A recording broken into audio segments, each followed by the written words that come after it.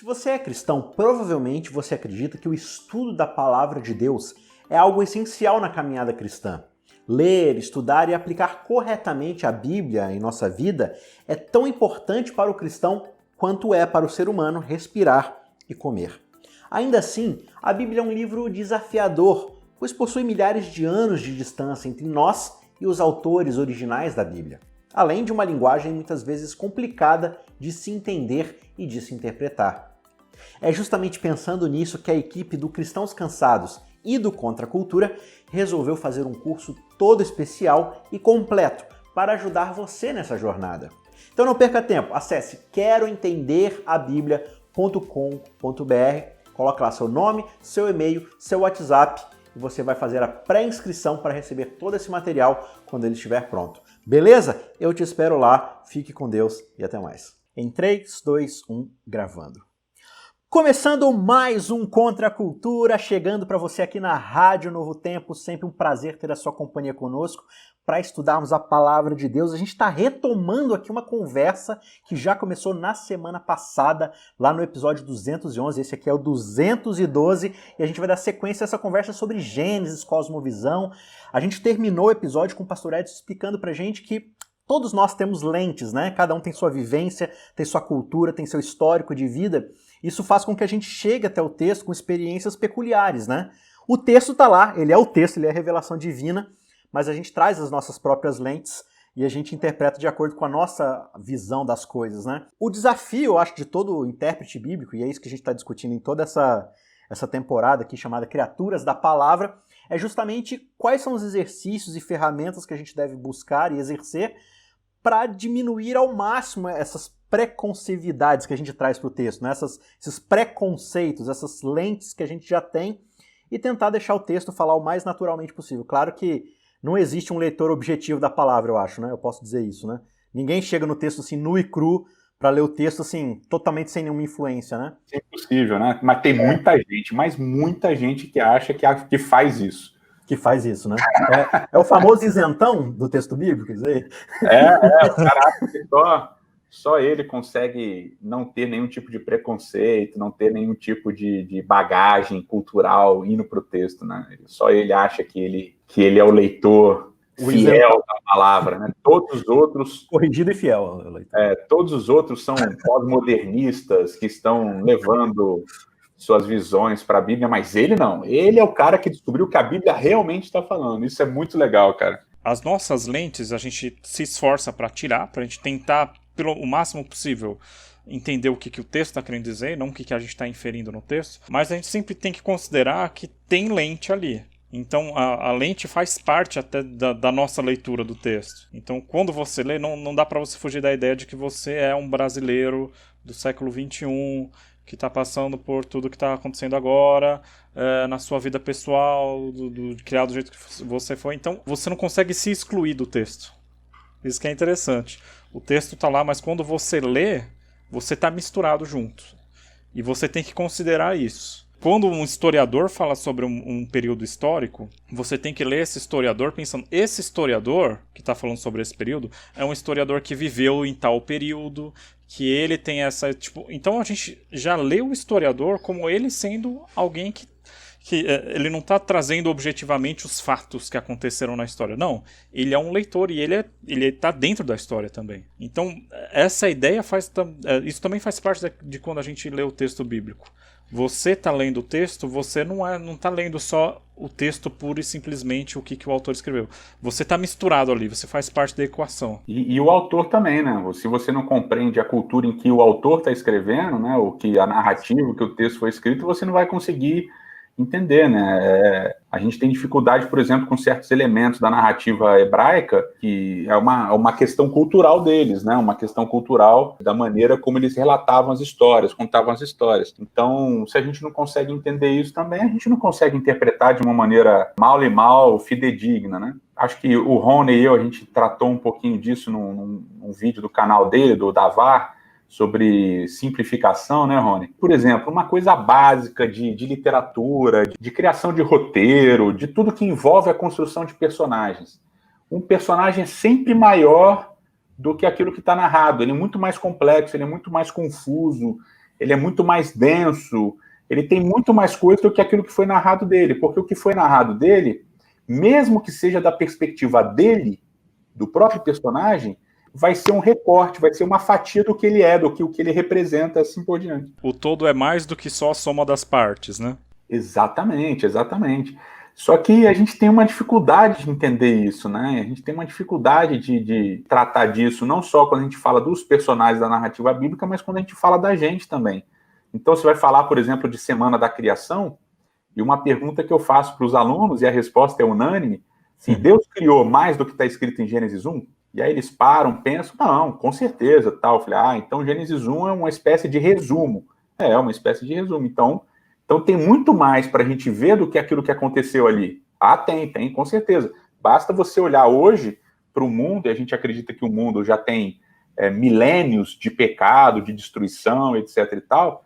Então você olha aqui para o mundo e ainda vê tanta coisa complexa, natureza bonita, lugares fantásticos, animais esplendorosos e tal. E aí você vê, Gênesis 1 é um relato simplificado, apesar de ser super profundo e denso, é um relato simplificado de tudo aquilo que Deus fez. Então a gente também tem essa dificuldade de, ao ler a Bíblia, entender que ela é maior do que aquilo que está sendo colocado ali. Ela tem um objetivo muito específico, né? E é isso que a gente não entende muitas vezes. A gente quer trazer ela para a esfera... Claro que a Bíblia é soberana na nossa vida, né? Como regra de fé e prática e tal. Não acho que não é possível você ser um cristão, pelo menos tradicional, e não acreditar nisso, né? Mas ela tem um objetivo muito específico, que é trabalhar a nossa salvação ali, e principalmente a exposição... pelo menos da visão mais adventista, né, a exposição do caráter de Deus, né? Ela tá te apresentando um personagem que é essencial, acho, pro seu entendimento ali. E a gente quer ir, acho que para tudo quanto é canto, mas não quer ir pro que a Bíblia de fato está trabalhando, né? A gente estava falando na semana passada sobre a questão da criação, né? E aí me lembrei aqui da primeira mensagem angélica, e ela diz especificamente, né, retomando ali a narrativa de Gênesis, mas ela fala, adorai aquele que fez o céu, o mar, a terra, as fontes das águas. Ok. Ela não diz assim, adorai aquele que fez de tal época a tal época, dessa forma, naquele tempo, desse jeito aqui. Não, ela não te explica isso. Ela fala assim, eu estou partindo da premissa que Deus criou. E esse ser que criou, ele deve ser adorado. Ah, mas ele criou como? O foco aqui é para você adorá-lo porque ele criou. Né? E a gente fica tentando ir para tudo quanto é discussão, envolve ciência, tira ciência, traz, enfim... E a gente perde de vista, às vezes, o que a Bíblia está primariamente tentando apresentar para a gente, que é o conhecimento desse Deus, se relacionar com esse Deus, entender o papel dele na nossa vida, entender como a gente se encaixa nessa grande narrativa, né? A gente vive uma herança pós-iluminista misturado com pós-moderna, com falência de narrativa, com mistura de filosofias e tudo mais, mas acho que uma coisa muito grande que ficou como herança nossa aí, e eu acho que o Adventismo ele surge historicamente, né? Dentro desse período aí, a gente herdou muito essa ideia dessa lógica, desse raciocínio aí, e a gente desenvolveu sistematicamente nosso corpo de doutrinas. Eu acho que é isso que o Guia de Estudos quer que a gente reflita, né? Só que ao mesmo tempo eu fico olhando para a forma como a gente encara a leitura bíblica, e embora a Bíblia, não sei se eu posso até dizer isso, mas ela te permita sistematizá-la de certa forma, né? Encontrar doutrinas ali, construir esse conjunto aí de entendimentos acerca de aspectos do caráter de Deus, de quem é Cristo, do que é salvação, do que é adoração, enfim. Você tem vários aspectos que você vai pensando ali na Bíblia e você vai construindo tudo isso. Só que eu acho que às vezes quando a gente vai completamente e exclusivamente para esse tipo de sistematização, a gente acaba perdendo um pouco do que a Bíblia apresenta pra gente como propósito original, que é o engajamento de relacionamento. E quando você fala de relacionamento, eu acho que uma narrativa ela tem muito mais poder e condições de te engajar nesse relacionamento do que meramente um compêndio doutrinário, um tratado teológico, né?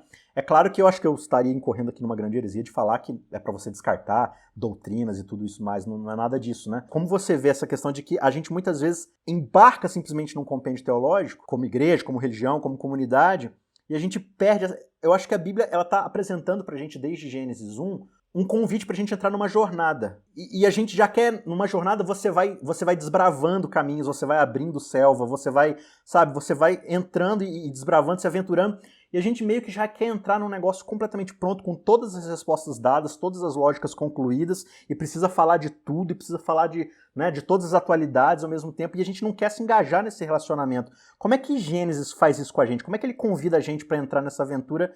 E que tipo de postura o leitor bíblico deve ter ao iniciar essa jornada? Toda essa ideia já é bem intrigante, né? Porque a gente está aqui discutindo um livro. Porque a gente quer chegar a tá discutindo o conhecimento de Deus através de um livro. E aí que vem toda a ideia, né? Deus podia ter se revelado à humanidade de várias formas. E até se revelou no passado, né? Ele já se revelou como uma pessoa, Jesus Cristo. Ali o que ele falava era Deus falando, era Deus encarnado. Deus já se revelou fisicamente para o povo de Israel. Já se revelou de várias formas. Mas a revelação divina que a gente tem acesso hoje, confiável, é um livro. E isso traz um monte de implicação. Se a forma como você se relaciona com Deus é através de um livro, você tem que ler, você tem que exercitar a sua capacidade de leitura e você tem que entender essas coisas que a gente está falando, entender as narrativas, entender as estruturas, entender o porquê o autor escreveu desse jeito e não daquele. Você tem que entender a literatura de forma geral. A literatura devia se tornar uma coisa muito importante para a gente. A gente tem uma visão religiosa sobre literatura. Literatura revela Deus para a gente, né? Não toda a literatura, mas Deus se revela numa literatura. E acho que o Edson quer partir daí, né? De como a gente, vendo nessa perspectiva da importância de você ler um texto, interpretar corretamente, ver as nuances num texto, entender a sequência do texto, o ritmo do texto, e como a gente, a partir daí, a gente vai ver a narrativa explicando, Deus se explicando através de uma narrativa, Deus explicando seus valores, se revelando através de uma narrativa. As pessoas, e aqui não é nenhum tipo de crítica, é só uma constatação, as pessoas acham a arqueologia fenomenal, né? A arqueologia é a ciência para explicar a Bíblia, etc e tal. Meu querido, se você sabe arqueologia, não sabe ler literatura, não vai adiantar nada a arqueologia. Nada. Você precisa ler direito e aprender a interpretar de acordo com as regras que o texto mesmo te coloca, porque isso é uma coisa fenomenal. O texto mesmo te coloca regras, né? No episódio passado, a gente falou um pouquinho da questão do autor, né? Eu falei rapidinho que a gente não pode se prender ao autor porque a gente não conhece o autor, a gente não sabe quem ele foi, blá, blá, blá, blá, blá, blá, blá, blá. Mas, por exemplo, existem textos na Bíblia que apresentam o autor, então conhecer o autor é importante, né? Eu sempre dou esse exemplo em sala de aula, você vai ler o livro de Salmos, você lê o Salmo 1. Quem escreveu o Salmo 1? Ninguém sabe. Quando que o Salmo 1 foi escrito? Ninguém sabe. Mas ele está lá. Então é importante eu saber quem escreveu o Salmo 1? Não. É importante eu saber quando o Salmo 1 foi escrito? Não. Porque o texto não está me dizendo isso. Agora, quando eu vou para o Salmo 51, o Salmo 51 começa com um título gigante. Salmo de Davi, quando Natã foi falar com ele de Batseba, não sei o que lá, blá, blá, blá, quando o filho dele, tal. Aí eu falei assim, bom, peraí, nesse Salmo ele está me dizendo quem escreveu, em que circunstâncias escreveu, quando escreveu e tal. Então, nesse Salmo, eu conhecer o autor, eu saber o que está rolando na história, é extremamente importante para entender. E dessa maneira eu vou ter vários livros de profetas, né, que vão ser assim. Então, o livro começa, livro do profeta tal, filho de não sei quem lá, que morava em tal lugar, que viveu de tal rei a tal rei. Pô, se ele está me dando, se o texto está me fornecendo essas indicações, então é muito importante eu conhecer quem escreveu. Aí vem um detalhe, né, o livro de Gênesis, quem escreveu? Nós acreditamos que foi Moisés, né, pela revelação dada a Ellen White e pelos textos do Novo Testamento, principalmente de Jesus falando da tradição de Moisés, né, os livros de Moisés e tal. Mas, de uma certa maneira, não interessa quem escreveu Gênesis. Por quê? Porque não está revelado no texto, não está dizendo que foi Moisés, não está dizendo quando que ele escreveu, aí o pessoal fica pirando, né? Não, aqui Moisés escreveu quando estava no deserto, Moisés escreveu quando estava na terra de Midian, Moisés escreveu quando ele estava fugindo de quando matou o egípcio e tal, não sei o que lá. Meu amigo, não interessa se foi Moisés, não interessa quando que foi que ele escreveu, porque o texto não está me dizendo. Agora o texto está me dizendo outras coisas, né? Quando você especula com o texto desse jeito, você está usando as mesmas ferramentas de gente que torna o texto totalmente não religioso. É o mesmo tipo de especulação. Não, aqui é uma tradição que veio depois do exílio, que escreveu esse texto. Aqui a gente especula do mesmo jeito e critica os caras, né? Legal que a galera quer usar as mesmas armas e chegar a conclusões diferentes, né? Não faz muito sentido. E aí vem aquilo que Isaac estava mencionando na pergunta dele, que é a questão da importância da narrativa, né? Você se relaciona com personagens, você se relaciona com situações, você se vê nos personagens, né? Tem muitos relatos de muita gente. Você acaba se engajando com os personagens, se engajando com a trama, se engajando com o enredo, e aí você quer ver o que vai acontecer, né? Quando você tem história, por exemplo, de Abraão, quantas pessoas não se relacionam com um cara que deixa tudo, que escuta a voz de Deus e vai para um lugar que ele não conhece, para um cara que tem dificuldade de ter filho, e aí vem o filho da promessa? Quantas pessoas não se relacionam com Isaac? Quantas pessoas não se relacionam com Jacó?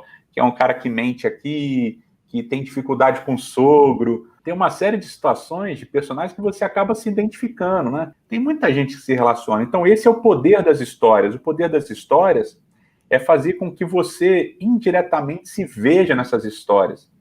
E é por isso que essas histórias falam tão mais para a gente do que livros de filosofia. A gente discute, por exemplo, o que é fé, né? E você mencionou isso no episódio anterior, e eu acho que tem tudo a ver. Quando começa lá Hebreus capítulo 11, né? Começa assim, pela fé nós cremos que o visível veio do invisível. Tá, e daí?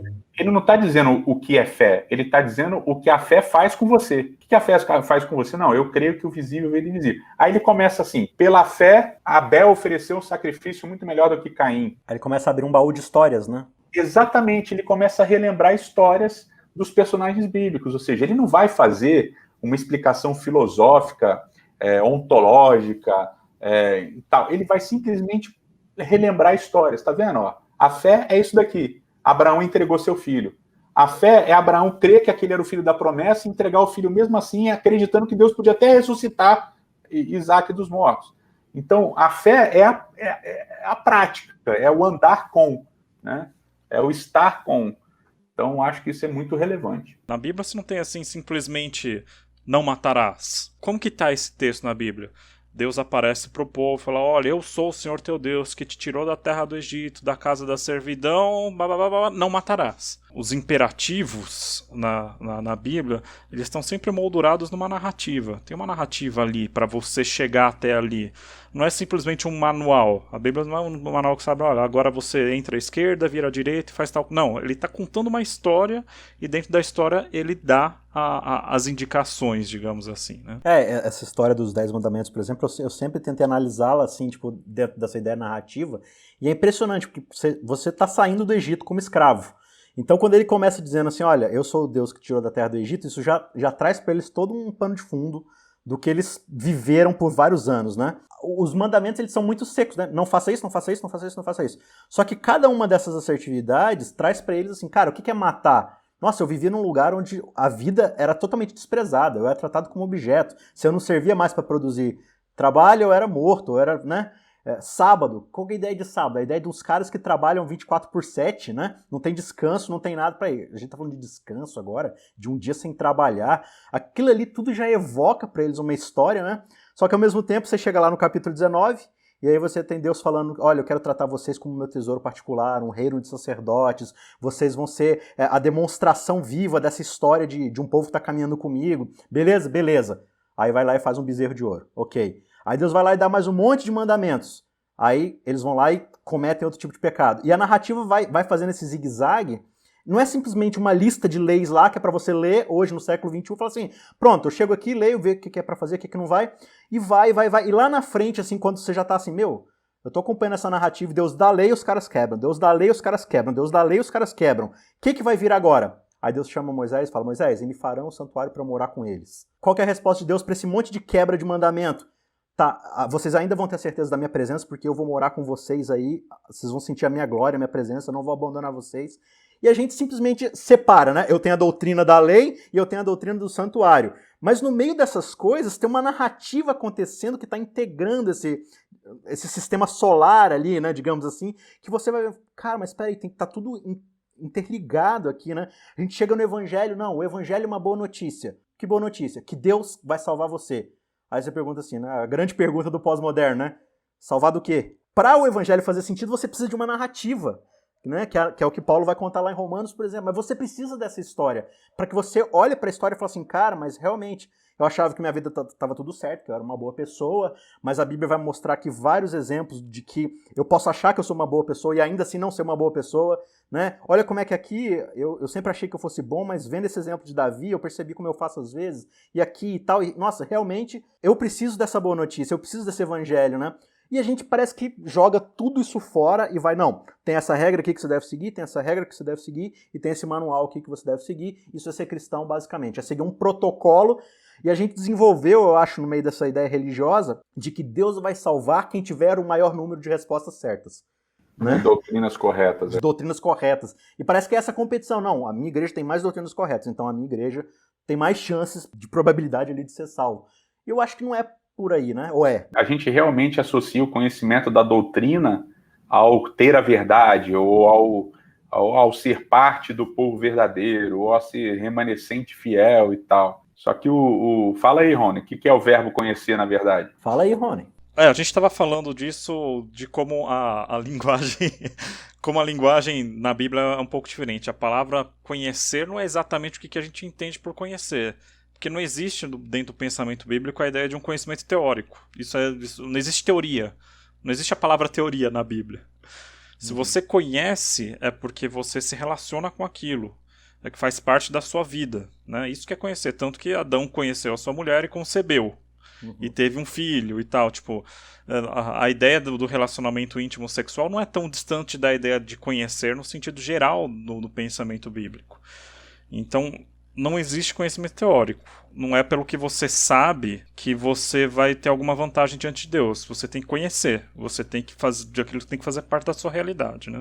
O Yadá, ele não é um conhecimento cognitivo, né? Ele é um conhecimento experiencial. Muitas vezes, quando a gente fala de doutrina, a gente está falando de cognição, né? E a cognição, ela é importante, ela é essencial, etc e tal, mas ela não é a parte principal do relacionamento com Deus. E por isso que Gênesis não traz doutrina. Gênesis podia começar, olha, vamos começar do mais importante, doutrina de Deus. Deus é onisciente, onipresente, onipotente, Deus não sei o que lá, que inclusive são palavras que nem aparecem no texto bíblico, né? Então Gênesis não começa configurando um grupo de doutrinas, começa contando uma história. E é interessante como essas historinhas todas, né, Gênesis 1 a 4, depois Noé, depois Torre de Babel, depois Abraão, Isaac, Jacó e José, e Judá, como todas elas vão aparecer amarradas em um texto que, se você ler, é bonito, é muito legal, mas que, quando você conhece o livro de Gênesis um pouquinho mais a fundo, você fica meio impressionado, que é o texto lá do capítulo 5, do livro de Apocalipse. Então ele começa a falar de um livro, ele começa a falar de juízo,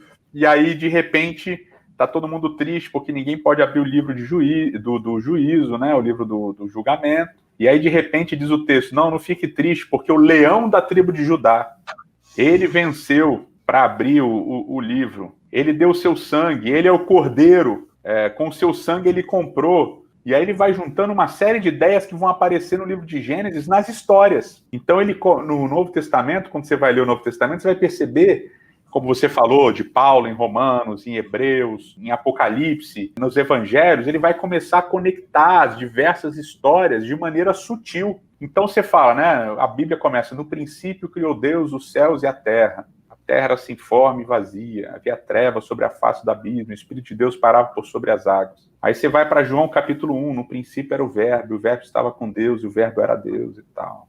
Tudo foi feito por meio dele. Aí você vai para Colossenses 1, Paulo vai falar, Cristo é o primogênito da criação, tudo foi feito por meio dele, para ele, e sem ele nada do que foi feito se fez. Aí você começa a perceber, e isso com Provérbios 8 e tal, não dá tempo de falar tudo, mas você começa a perceber que as historinhas de Gênesis, na verdade, estão carregando profundas revelações teológicas que no Novo Testamento começam a ser explicadas teologicamente, vamos dizer assim. E aí tem alguns caras, né, que são até engraçados, alguns teólogos, infelizmente alguns adventistas também, que dizem assim, o Antigo Testamento é só historinha, no Novo é que está a teologia. Você fala, pois é, realmente você tem razão. O problema é que você não entendeu que a teologia está de uma maneira muito mais rebuscada no Antigo Testamento, que não é filosofia. Mais rebuscado do que filosofia é a história revelando a filosofia. Né? É uma história carregando princípios teológicos. Porque você ensina sem ensinar. Isso é o que a gente fala hoje de ensino orgânico, né? De discipulado orgânico. Porque quando você cria um programa de discipulado, ele não é mais discipulado, ele é um programa. Quando você cria um manual de como orar, não é mais oração, ok? É mecânico, se torna uma reza. Porque as coisas elas precisam brotar de um relacionamento, ok? Você não tem como ensinar um homem a ser um bom marido. Você não tem como ensinar uma esposa a ser uma boa esposa. São coisas que vão acontecer se a pessoa estiver disposta a aprender, a abandonar seus preconceitos, a abandonar suas limitações e a se relacionar profundamente com a outra pessoa. E no caso da nossa lição, a se relacionar com o texto bíblico, com as histórias do texto bíblico, né? Procurar ver nessas histórias a realidade, procurar ver nessas histórias a teologia, etc. Infelizmente, a gente muitas vezes se preocupa em segmentar demais a nossa experiência religiosa compartimentalizar e a gente não percebe que as coisas são mais fluídas, elas são mais conectadas, elas estão mais intrínsecas. E é o livro de Gênesis que vai estabelecer esse fundamento, é o livro de Gênesis que vai estabelecer esse pilar sobre o qual as outras coisas vão ser construídas, né? Eu posso dizer da minha experiência pessoal de estudar o livro de Gênesis e para mim não teve nada melhor e mais relevante na minha experiência espiritual do que aprender através de Gênesis, como todas as outras coisas, como de Jesus, né? Eu estou parafraseando, todas as outras coisas foram acrescentadas. E aí tem outros aspectos também, como o Gênesis é uma resposta a toda uma visão de mundo pagã que se tinha e tal, né? Toda a forma como os outros povos viam a criação do mundo. Mas é interessante isso, né? Porque a gente, na verdade, está rodeado do tema principal de Gênesis, que é o mundo. A gente nunca foge do tema de Gênesis, que é o mundo.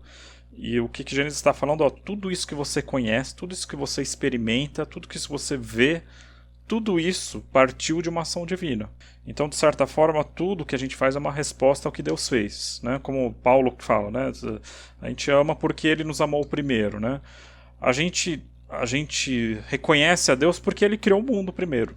Tudo que a gente faz é uma resposta divina. A gente nunca parte da gente. A gente é sempre uma reação ao que Deus fez primeiro. E isso tudo está ali em Gênesis. Muito bem, eu acho que essa jornada ela é feita, estendida a cada um de nós, né? E nós, como estudantes da palavra, temos aí esse desafio de enxergar na Bíblia, de fato, um convite a um relacionamento, né? A conhecer alguém que quer nos transformar, quer nos salvar, quer nos recriar a imagem do seu filho. Essa é a grande promessa bíblica. Em algum momento dessa história, a gente deu um grande desvio aí, e o convite é sempre a gente retornar àquilo que Gênesis 1 e 2 apresenta pra gente.